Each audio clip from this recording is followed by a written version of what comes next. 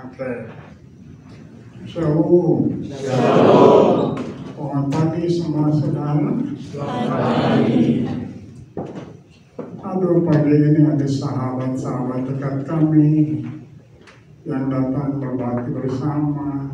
Pak Bambang, ibu di belakang ya? Bu, boleh nggak dengan hormat saya minta ibu dengan tamu maju duduk di depan, masih ada tempat kosong di depan sini. Oke, terima kasih banyak atas kedatangan semuanya. Bu Pipin, saya kira ada ya, dan Bu Esther. Kalau tidak keberatan, boleh nggak saya minta maju duduk di depan sini, sebab masih ada banyak kursi kosong di depan. Ibu Pipin, Ibu Esther. Ya. Semua mereka ini adalah sahabat-sahabat yang luar biasa dari kami. Orang-orang yang luar biasa dalam tangan Tuhan. Oke, sebelum saya menyampaikan firman Tuhan, sebaiknya kita berdoa dulu. Bapa, hamba ini kosong tanpa Engkau. Pengalaman sudah sekian lama dalam pelayanan, tidak ada artinya apa-apa tanpa bergantung kepadamu. Pagi ini aku berdoa supaya fresh anointing of your Holy Spirit, urapan Roh Kudus yang baru itu turun ke atas hamba-Mu untuk memampukan aku menyampaikan sebagian kecil dari isi hati-Mu kepada kami semua yang hadir dalam kebaktian ini. Berbicaralah ya Tuhan, kami ada di sini, siap untuk mendengar firman-Mu. Dalam nama Yesus, kami berdoa dan mengucap syukur. Amin. Silakan duduk.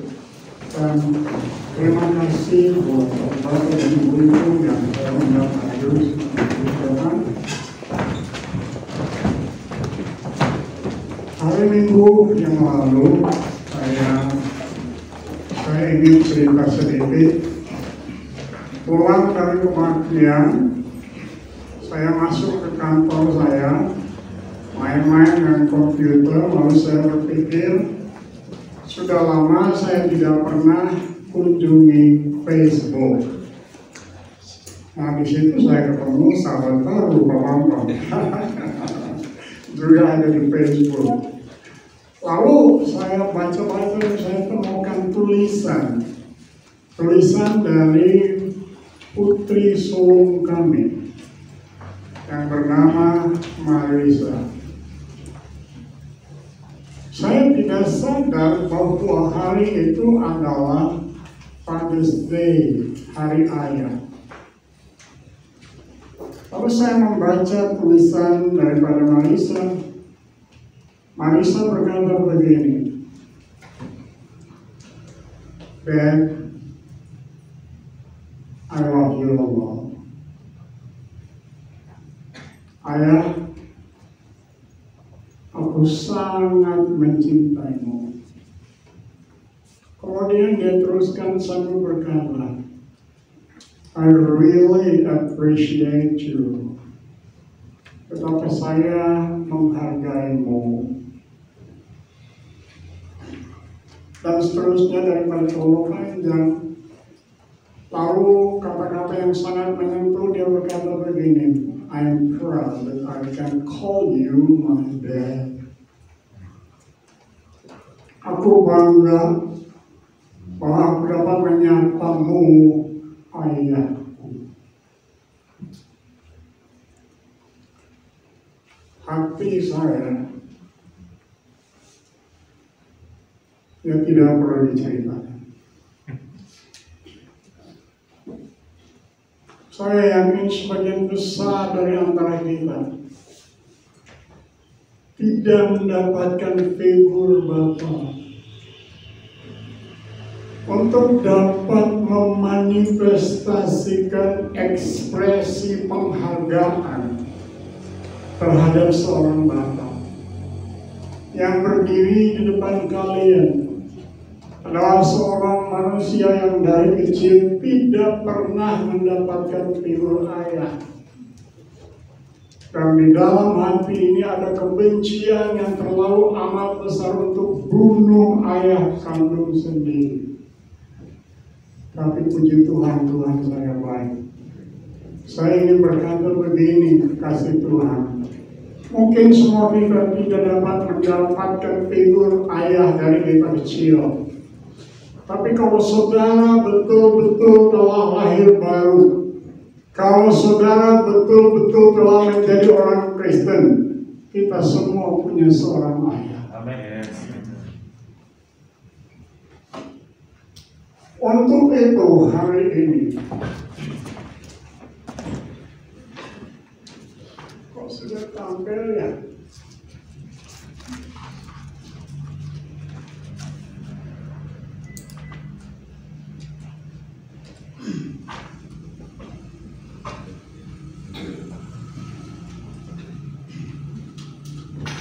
Untuk itu hari ini, Bapa yang penuh kasih sayang kepada kita sedang datang kepada kita untuk berbicara bagi kita. Apa yang Ia inginkan dari kita? Beginilah firman Tuhan. Janganlah orang bijaksana bermegah karena kebijaksanaannya. Janganlah orang kuat bermegah karena kekuatannya. Janganlah orang kaya bermegah karena kekayaannya. Ayo membaca, kalau saudara membaca dari situ, kita baca sama-sama dengan suara agak keras. 1, 2, 3. Tetapi siapa yang mau bermegah, baiklah bermegah karena yang berhibur. Bolehlah memahami dan mengenal aku, bahwa akulah Tuhan yang menunjukkan kasih setia, keadilan dan kebenaran di bumi. Sungguh semuanya itu bukan baik. Demikianlah firman Tuhan. Terus, lihat, waktunya akan datang. Demikianlah firman Tuhan, bahwa aku akan menghukum orang-orang yang telah bersunat kulit matanya, orang Mesir, orang Yehuda, orang Edom, Bani Ammon, orang Moab, dan semua orang yang berpotong peti rambutnya berkeliling, orang-orang yang diam di padang gurun, sebab segala bangsa tidak bersunat, dan segala kaum Israel tidak bersunat hati. Dengan membaca ayat ini kita temukan konteks bahwa Allah lewat Nabi Yeremia datang kepada umat yang adalah miliknya sendiri. Lalu umat Allah dalam masa pelayanan Nabi Yeremia yang disebut weeping prophet, dalam pasal 9 air matanya sudah habis. Karena dia begitu berbeban terhadap bangsanya yang disebut milik Allah. Sayangnya milik Allah ini tidak mengenal akan Allah mereka. Itu sebabnya sekarang dia datang dan ingin berbicara kepada kita. Dia kehendaki semua kita mengenal Dia. Ini yang sangat dibutuhkan dalam kehidupan kekristenan kita di akhir zaman ini. Anda tidak akan pernah berkata aku bangga punya Bapa seperti engkau tanpa mengalami pengalaman-pengalaman indah bersama dengan Dia, karena Ia mau menyatakan diri setiap kali bagi kita sekalian. Tepuk tangan bagi Dia.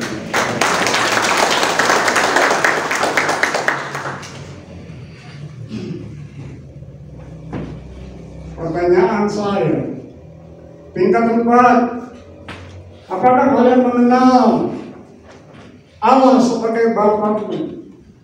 Itu harus dijawab. Kalau sudah belajar sampai memasuki tahun yang keempat dan pengenalanmu terhadap Tuhan tidak semakin hari semakin hebat, maka saya ingin berkata dan tidak mengecewakan, Anda gagal dalam pengenalan akan Allah. Secepatnya kami dipercayakan memimpin sekolah ini, Tuhan Yesus menyatakan diri kepada saya. Tidak secara langsung, tapi lewat ini. Sesudah Musa dan Yosua tampillah satu generasi yang tahu tentang Allah, tetapi tidak mengenal Allah dalam satu pengenalan pribadi. Lalu Tuhan berbisik kepada saya, jangan apa itu sekolah ini akan menghasilkan orang-orang yang hanya tahu tentang Tuhan, tapi tidak mengenal Tuhan dalam suatu pengalaman pribadi. Apabila mahasiswa-mahasiswi lulusan dari sekolah ini hanya tahu tentang Tuhan, mempunyai pengertian, saya juga termasuk orang yang gagal dalam mempersiapkan rekan-rekan kerja yang akan masuk di dalam pelayanan. Tuhan kehendaki kita semua mengenal Dia. Ada banyak hambatan yang kita harus hindari agar supaya kita semua dari kecil sampai dari yang muda sampai dengan yang tua dapat mengenal Allah dalam suatu pengenalan secara pribadi, dan itulah kebanggaan tertinggi dari seorang manusia. Beginilah firman Tuhan. Tuhan yang ditulis di sini dengan huruf besar semua. Yahweh, nama yang sangat sakral. Lalu apa yang Tuhan katakan? Janganlah orang bijaksana bermegah karena kebijaksanaannya. Kita perlu perhatikan apa yang beliau sedang katakan kepada kita pagi hari ini. Apa yang beliau sedang katakan ini berhubungan dengan education. Ini berhubungan dengan pendidikan. Sebab pendidikan itu yang akan menyebabkan tampillah orang-orang yang berhikmat atau orang-orang bijaksana di dalam dunia ini. Maka education seperti apakah? Pendidikan seperti apakah yang akan ditampilkan di sekolah ini untuk menghasilkan mereka yang lulusan dari sekolah ini adalah orang-orang yang tidak bermegah karena kebijaksanaannya. Maka saya angkat sekali lagi pernyataan dari Nelson Mandela, education is the most powerful weapon which you can use to change the world. Pendidikan merupakan senjata ampuh yang dapat digunakan untuk mengubah dunia. Saya sedang menangis untuk bangsa saya. Dan saya menangis dari dulu. Bangsa yang kaya raya. Kurangkah orang-orang yang berpendidikan di bangsa ini? Mana orang-orang itu yang berpendidikan tinggi, yang berhikmat itu? Untuk dapat membantu bangsa saya, memberkati bangsa yang kaya raya ini. Sehingga bangsa ini menjadi bangsa yang dihargai dan dihormati dengan bangsa-bangsa yang lain. Saya pernah menjadi malu. Saya diundang untuk menjadi pembicara dalam satu seminar besar di Amerika Selatan. Saya tunjukkan paspor saya. Indonesia tidak boleh lewat. Tidak boleh lewat karena paspor Indonesia.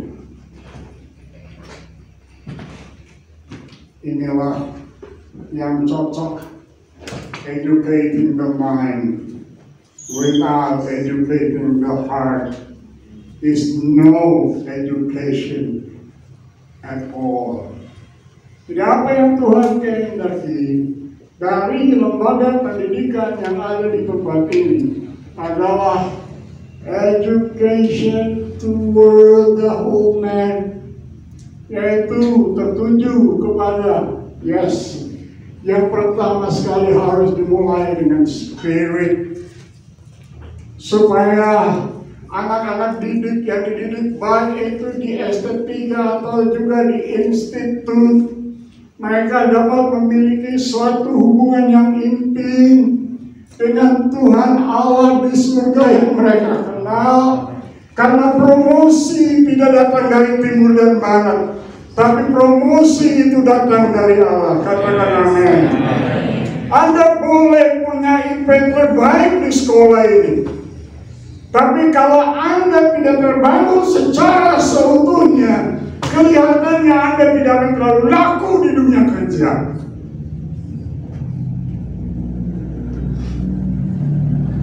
Dua putra kami, yang satu pendidikannya biasa-biasa saja, namanya Cheryl. Karena punya hubungan intim dengan Bapa. Hidupnya begitu bagus, sangat bertanggung jawab dengan pekerjaannya dan sebagainya. Terpilih menjadi seorang diplomat untuk diutus bekerja di Amerika Serikat sebagai pemegang rahasia kerajaan. Karena kunci dari kantor kedutaan besar New Zealand di tangannya, dia bisa buka semua kantor, termasuk kantor bosnya.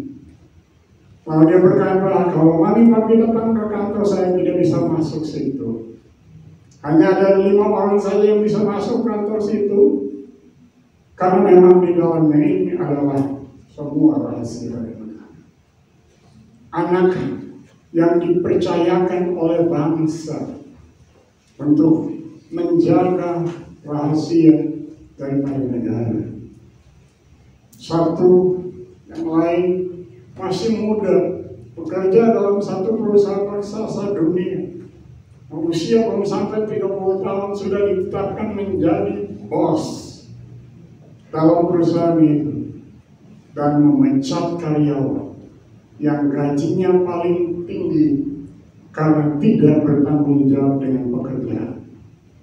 Kedua-duanya datang kepada kami dan berkata begini, papi, mami, pemerintah tidak butuh orang-orang yang cerdas. Pemerintah butuh orang-orang yang punya integritas. Semua katakan Bapak berkatilah semua yang ada dalam kebaktian kita, supaya kami semua dapat mengenal Engkau dalam satu pengenalan secara pribadi. Oke, saya kembali ke sini. Ini yang harus nomor 1, pembangunan spiritual, supaya anak-anak kita itu dan kita semua punya hubungan yang sangat intim dengan Allah sebagai Bapa di surga. Baru yang lain-lain, ke jiwa, kemudian ke tubuh. Boleh saja punya otak encer, tapi jangan lupa di dalam tubuh manusia ada 3 driving force. Dan salah satunya adalah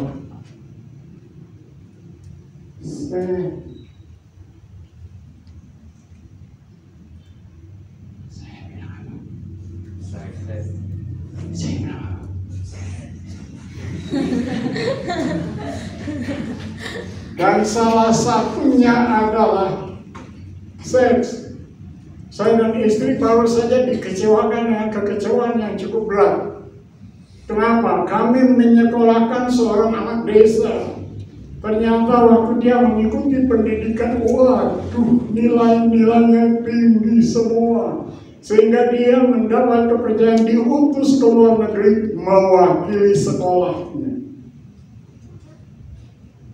Tapi gara-gara tidak kuat mengendalikan naluri seks, berbuat cabul dengan pacarnya. Lalu orang tuanya menjadi kecewa. Orang tua sang pacar menjadi kecewa. Dan mereka harus menikah dalam beberapa hari ke depan ini. Betapa rencana Allah yang besar dengan kehidupan anak ini sudah kandas hanya sampai di situ. Saya ingat saya pernah panggil ini anak untuk datang ke rumah setelah kami dengar dia berpacaran. Dan ketika saya melihat pacarnya, saya bilang istri saya, kalau tidak dijaga hancur. Jadi, hati-hati dengan nonton film porno ya. Halo? Ada nggak ya? Jemaat ada nggak ya di depan saya? Hati-hati dengan nonton apa? No, semua. Oke, kita terus. Beginilah firman Tuhan. Janganlah orang kuat bermegah karena kekuatannya. Saya tidak perlu memahamkan ini. Dan kemudian janganlah orang kaya bermegah karena kekayaannya. Apanya yang salah dengan orang kaya? Orang kaya adalah orang-orang yang punya potensi luar biasa untuk perkembangan pekerjaan Allah di dunia akhir zaman, supaya kita semua dapat menuntaskan tugas dan tanggung jawab kita sebelum Yesus datang pada kali yang kedua. Saya sangat menghormati orang kaya karena saya ingat ada sepasang orang kaya yang datang ke rumah cerita-cerita dengan kami, dan kemudian mereka tahu kami akan tingkatkan sekolah tinggi teologi menjadi sebuah universitas. Lalu mereka yang mulai invest sehingga bangunan yang di sana itu dapat dibangun seperti itu. Mari kita tepuk tangan dulu.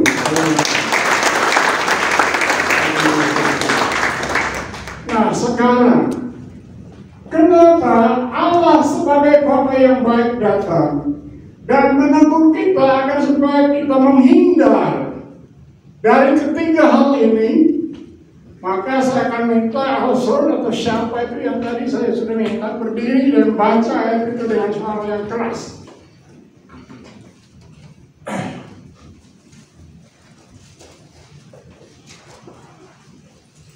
Pertama Korintus pasal 8 ayat 1. 1 Korintus pasal 8 ayatnya yang pertama.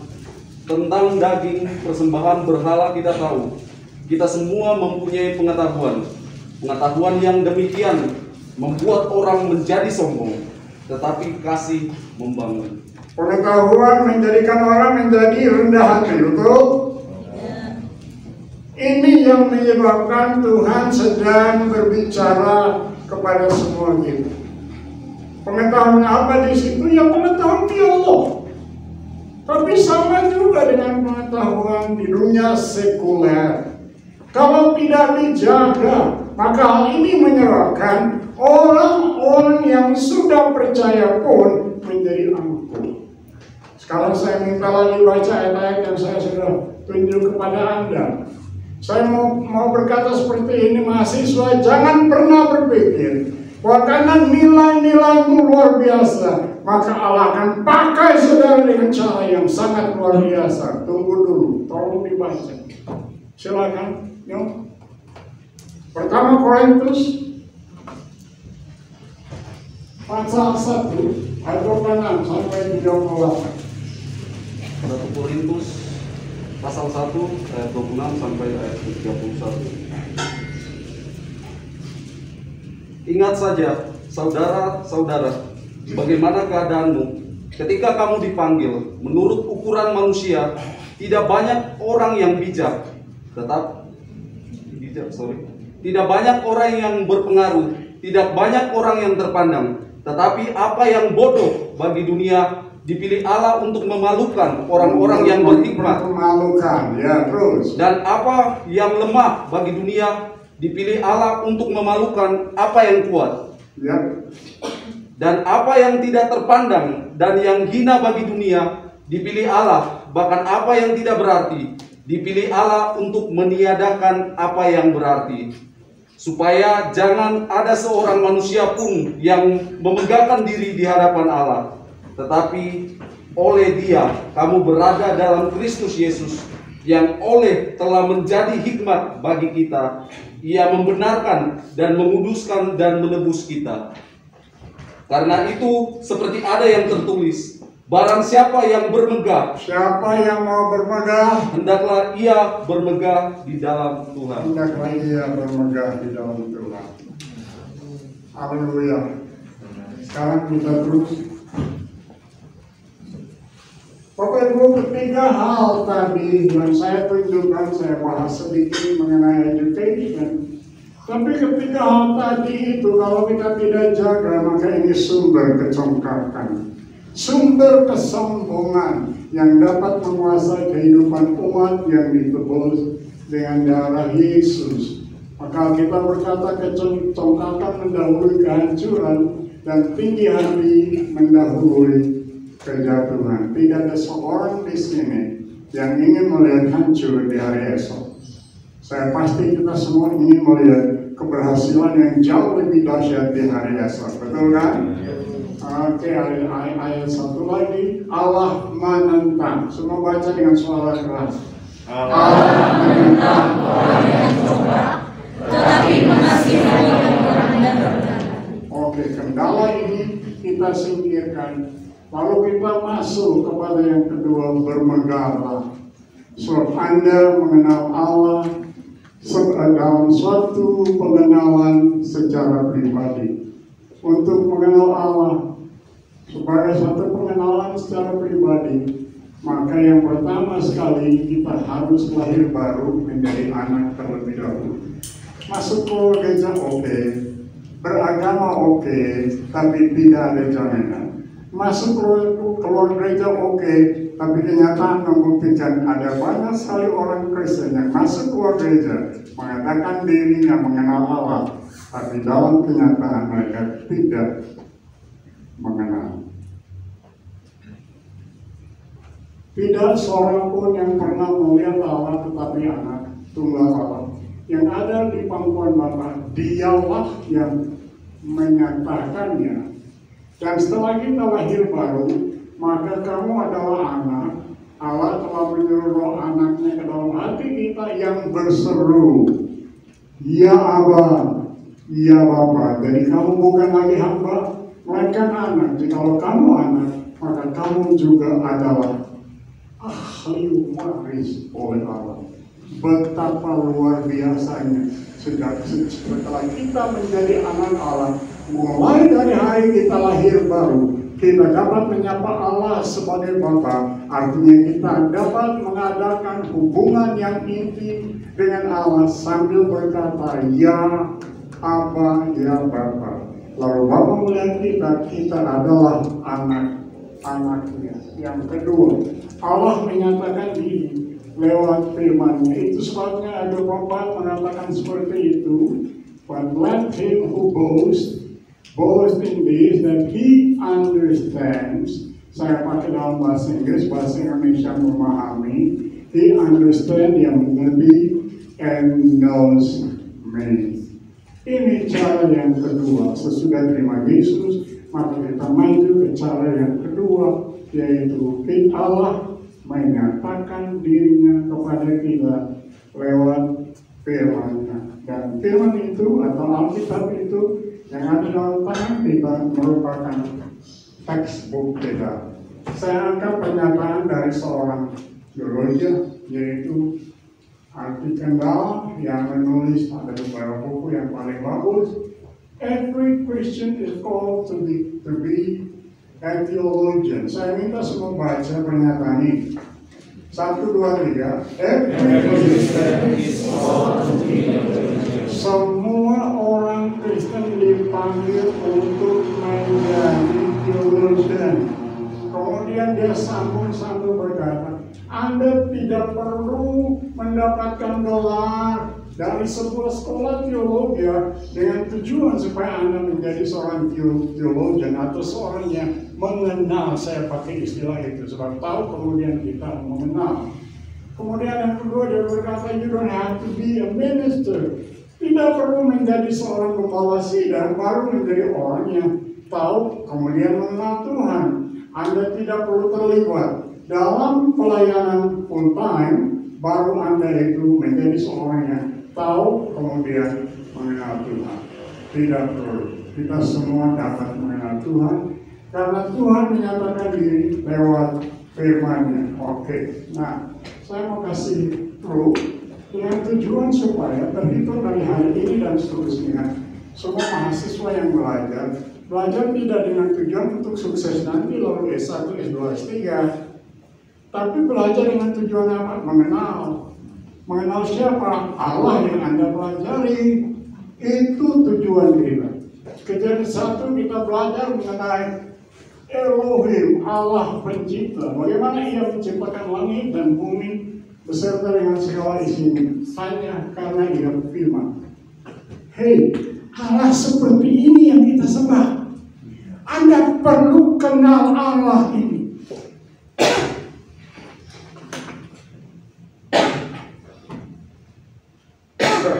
Maafkan saya. Saya ulangi kesaksian saya beberapa waktu yang lalu. Pada satu kesempatan saya dan istri ada di New Zealand. Anak kami mengundang untuk pergi ke gerejanya dengan tujuan interview. Lalu si Marisa bertanya begini, Papi, bagaimana caranya sehingga proyek besar di Kalimantan itu sekarang ini ada? Saya berkata begini, we are serving a mighty and living God. Kita melayani Allah yang dahsyat dan hidup. The God who speaks things into existence. Allah yang berucap. Dan apa yang dia ucapkan menjadi kenyataan. Kuasa dari firman Allah masih punya kuasa sampai hari sekarang. Amin. Tadinya tidak ada gedung institut, tapi Allah berbicara kepada saya, dan sekarang bangunan itu sudah berdiri. Bahkan sebelum kita mendirikan bangunan itu saya sudah lihat ada bangunan-bangunan di sini, dan saya sudah melihat begitu banyak mahasiswa yang akan datang ke tempat ini untuk dipersiapkan bagi dunia kerja sebentar lagi. Praise God. The power of His spoken word. Dari kitab Kejadian itu saja, baru pasal 1 itu saja, kita sudah mengenal betapa dahsyatnya Allah yang sekarang menjadi Bapakku dan yang sekarang menjadi Bapamu. Apalagi di dunia ini yang dapat kita banggakan. Kalau kita dapat mengenal Beliau seperti begini. Oh, dahsyat Allah. Bagaimana Ia menciptakan manusia? Karena kamu mengenal Allah, kita akan mengenal diri kita. Maka manusia diciptakan dari gambar dan rupa Allah. Lalu Daud berkata bahwa manusia adalah the crown of His creation. Manusia merupakan mahkota dari ciptaan Allah. Tujuan kita diciptakan, yaitu salah satu tujuan, supaya kita semua menjadi rekan kerja dari Allah, bekerja selama kita di dunia ini sampai di akhir perjalanan hidup kita. Tidak ada seorang yang hadir dalam kebaktian pagi ini yang tidak punya potensi untuk mengerjakan pekerjaan Tuhan. Kita semua punya potensi, sekalipun berbeda-beda, tapi semuanya dapat kita gunakan untuk mengerjakan pekerjaan Tuhan. Kita datang ke Kejadian pasal yang ke-22 di tengah-tengah situasi seperti sekarang. Maka di situ Allah memerintahkan Ibrahim untuk menyerahkan yang terbaik miliknya, diserahkan. Kemudian dari sini kita mengenal Allahku Yehova Yireh. Allahku adalah Allah yang menyediakan. Katakan amin. Allah seperti ini. Saudara, kalau kita belajar untuk mengenal Allah itu kita akan belajar sampai akhir hidup, bahkan sampai kita masuk surga kita akan belajar terus menerus. Satu mata kuliah yang tidak akan pernah selesai. Ada terlalu banyak dari diri Allah yang ingin menyatakan dirinya kepada kita manusia yang kecil-kecil seperti begini. Betapa hak istimewa bagi kita sebagai manusia untuk dapat mengenal Dia. Semua baca yang bisa lihat di sini 1, 2, 3. Lalu Dia menjelaskan kepada mereka apa yang tertulis tentang Dia dalam seluruh kitab suci. Mulai dan segala kitab Nabi. Bukankah hati kita terbakar waktu Dia berbicara kepada kita? Mereka belum kenal siapa Dia itu. Duduk makan, sesudah Yesus bahas semuanya, duduk makan. Mata mereka tuh Yesus. Bagaimana Yesus menyatakan dirinya dari Kejadian sampai Wahyu? Saya bilang apa kasih Tuhan? Bagaimana Yesus menyatakan dirinya kepada kita? Dari kitab Kejadian sampai dengan kitab Wahyu. Kalau kita baca dengan tujuan mengenal, kita akan mengenal Dia. Sebab siapa yang mengenal aku, Dia telah mengenal Bapa. Take time to study the Bible. Anda pasti bertemu dengan Dia. Saya ulangi, Anda pasti bertemu dengan Dia. Haleluya. Karena Dia rindu menyatakan dirinya bagimu sebagai anaknya. Tuhan menyatakan dirinya. Bila kita mencari Dia dengan segenap hati kita. Daripada nanti minta baca lagi ayat-ayat ini, nanti terlalu panjang. Tapi saya ingin kalau bisa khotbah saya ini lebih dipersingkat sedikit. Tapi lihat pernyataan dari seorang presiden yang saya ambil. Presiden Abraham Lincoln. Dia berkata, I've been driven many times to my knees by overwhelming conviction that I had absolutely no other place to go. Presiden ini dia tahu menghadapi begitu banyak problem, tantangan-tantangan berat. Presiden ini dia tahu hanya ada satu tempat di mana dia bisa datang. Itu sebabnya dia menghabiskan waktu untuk mencari Tuhan. Lalu bertemu dengan Tuhan. Akhir dari khotbah saya, kita akan melihat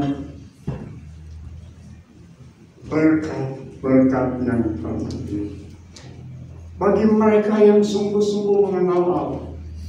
Ada banyak sekali, tapi saya cuma angkat 3 saja kalau saya tidak salah. Perubahan hidup yang berubah terus menerus. Saya pasti Anda dan saya, kita semua sedang bergumul dengan dosa-dosa daging. Dan salah satu dosa daging adalah kepentingan dari diri sendiri. Semua ulangi, kepentingan. Ini yang menyebabkan belum tentu orang-orang bijaksana itu dapat menggunakan semua ilmu untuk memberkati bangsanya. Ini yang menyebabkan mengapa ada begitu banyak pemimpin-pemimpin di bangsa Indonesia yang berusaha untuk hancurkan Bapak Jokowi. Kita butuh 1000 Jokowi lagi. Tepuk tangan bagi Yesus. Kita butuh 2000 BTP lagi. Setuju dengan saya atau tidak? Amin. Orang-orang yang dapat membangun bangsanya untuk kemuliaan dari Yesus sendiri. Orang-orang itu adalah generasi muda yang sebentar nanti akan tampil menjadi pemimpin-pemimpin di dalam dunia. Lihat, kita semua akan mudah untuk mengatasi dosa-dosa daging itu, percabulan, kemarahan, dan mereka yang suka rokok dan sebagainya. Semua ini dapat teratasi karena pengenalan akan Allah. Kalau kita mengenal akan Allah, maka karakter dari Dia itu akan nyata lewat keberadaan hidup kita. Contoh satu saja, dan memang orang ini punya impact besar dalam hidup saya. Contoh satu saja, Paulus dalam pertama Timotius 1 ayat 15, dari antara sekian banyak manusia, aku yang paling berdosa. Tapi yang paling berdosa ini menerima kasih karunia Allah. Kemudian dia berkata kepada jemaat Korintus, ikutilah teladanku sebagaimana aku meneladani teladan Yesus. Satu hari saya panggil anak saya Marisa yang paling besar, dan saya berkata begini kepada Marisa, pray for me, doakan saya ayahmu, supaya dengan kasih karunia Tuhan, tapi akan jaga hidup ini untuk tidak menjadi batu sandungan bagi kamu dan adik-adik. Tanggung jawab terhadap anak-anak, tanggung jawab terhadap orang banyak yang menyebabkan semakin hari semakin harus tahu menjaga diri, karena juga masih bergumul dengan dosa-dosa daging, tapi dapat diatasi akibat kita mengenal Dia. Dan orang yang mengenal Dia melakukan perintah-perintah. Pasti. Siapa dari antara kita yang sedang hidup di dalam dunia ini dan tidak membutuhkan yang disebut damai sejahtera? Begitu banyak orang di dunia dewasa ini sedang hidup dalam situasi stres. COVID-19 belum berakhir. Sekarang ada varian baru MU di Amerika. Varian baru lagi tampil di South Africa. Namanya belum dikenal. Begitu banyak orang sedang hidup dalam ketakutan menghadapi hari esok. Kita semua punya Bapa. Amin. Halo? Halo? Kita semua punya apa? Bapa. Kita semua punya Bapa. Bapa yang luar biasa.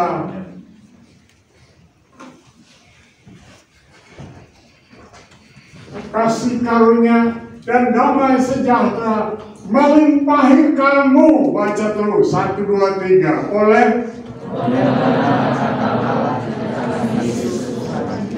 Anda tidak akan mungkin mengalami kasih karunia dan damai sejahtera melimpahi kehidupanmu di hari-hari yang seperti sekarang, di mana krisis ekonomi dan pandemi masih terus berlangsung di seluruh dunia. Dan kapan selesai? Mungkin tidak selesai.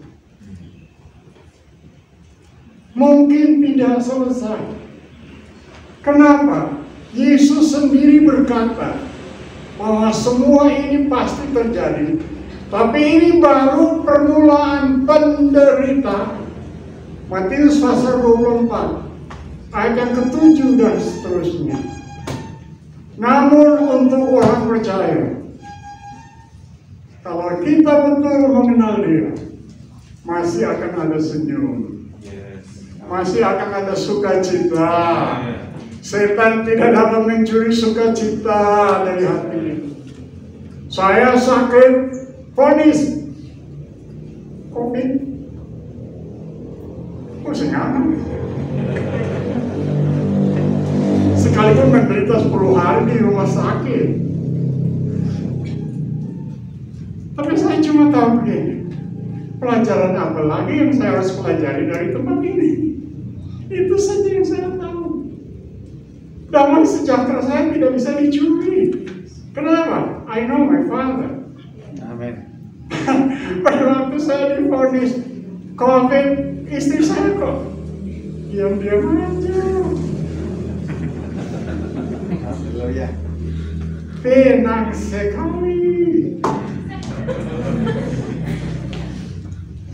Saya ingat beberapa tahun yang lalu ada musibah yang besar banget terjadi di sekolah ini. Truk terbalik, 2 mahasiswi meninggal dunia. 29 terbaring di atas tempat pembaringan di rumah sakit. Besar banget problem ini untuk kami. Yang luar biasanya, saya dan istri tenang banget. Damai sekali. Tidak ada ketakutan. Tidak ada macam-macam, tenang sekali. Kenapa? We have a loving Father. Punya Bapa yang baik yang memelihara kita. Puji Tuhan. Mau punya damai sejahtera seperti ini? Yes. Cara mendapatkannya bagaimana? Mengenal. Bagaimana mengenal? Terus belajar. Kalau tidak terus belajar, macet. Tapi kalau terus belajar, lalu diperhadapkan dengan situasi tertentu, saya tahu saya punya bapak. Satu kesaksian lagi, saya ingat waktu saya di New Zealand dan saya lihat saya punya rekan di Balai Karangan, Bram Siregar, sakit COVID. Nah, dia COVID, masuk rumah sakit, terbaring kelihatannya. Aduh, ini gimana ya? Tapi lalu saya coba angkat hati saya, oh belum selesai, damai sejahtera. Saya cuma tahu ada pelajaran yang harus dia pelajari. Ternyata dia sehat sampai dengan hari ini. Bapak Ibu, damai sejahtera Allah ini menjadi bagian kita. Ibu Esther, damai sejahtera ini dapat menjadi bagian Anda. Problem yang sedang Anda hadapi sebesar apapun, tadi Presiden Amerika Serikat, seorang yang punya kedudukan begitu tinggi, tidak mampu bergantung kepada kemampuan diri, inteleknya tidak mampu. Cari Tuhan, dapat kemampuan. Itu contoh yang sangat bagus. Sadrak, Mesak, dan Abednego berhadapan dengan harus menyembah patung. Jawab mereka, kami kalau saja Tuhan yang kami sembah dapat melepaskan kami dari dapur api, maka kami tidak akan menyembah. Kalau toh Tuhan tidak melepaskan kami tetap tidak akan menyembah. Lihat itu damai sejahtera yang begitu luar biasa, yang menguasai sehingga mereka tidak mengancam. Nanti saja ya, hukum kami di sini, kita tunggu ke pengadilan sana tuh, gitu yang saya dengar baru-baru dalam pengadilan di Jakarta. Mereka ini luar biasa karena damai sejahtera. Dan selesai. Akhir hidup kita tinggal dengan Bapa, bukan? Amin. Matius 7 ayat 21 dan seterusnya. Hei mundur, kamu bernubuat, kamu macam-macam. I never knew you. Aku tidak pernah mengenal kamu. Tetapi orang-orang yang ada di sini ini, puji Tuhan, inilah our final destination. Lalu aku mendengar suara yang nyaring dari tahta itu berkata, lihatlah, kemah Allah ada di tengah-tengah manusia, dan dia akan diam bersama-sama dengan mereka. Mereka akan menjadi umatnya, dan dia akan menjadi Allah mereka, dan dia akan menghapus segala air mata dari mata mereka, dan maut tidak akan ada lagi. Tidak akan ada lagi perkabungan atau ratap tangis atau duka cita, Sebab segala sesuatu yang lama itu telah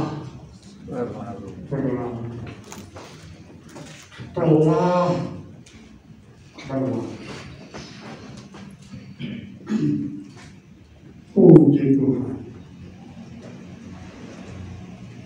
Berkat terbesar akhirnya kita ketemu dengan Dia. Kalau coba perhatikan, saya mau mungkin 2-3 menit. Perhatikan, kelihatan yang masih ada air mata di surga ya. Masih apa tidak, saudara-saudara? Masih apa tidak? Jangan-jangan kalau saya berkata masih lalu, nah ini pelajaran palsu. Saya baca sekali lagi ya. Dan Ia akan menghapus segala air mata dari mata mereka. Dan tidak akan ada lagi perkabungan atau rata tangis atau duka cita. Sebab segala sesuatu yang lama itu telah berlalu. Bapak Ibu, marilah kita memberikan waktu kita untuk belajar. Bukan menghabiskan semua waktu hanya pendidikan untuk S1, S2, S3 tidak salah.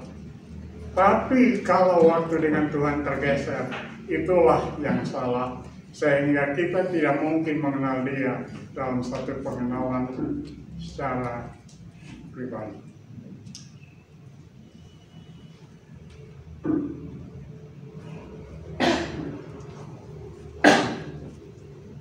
Kita semua berdiri dari hadapan Tuhan.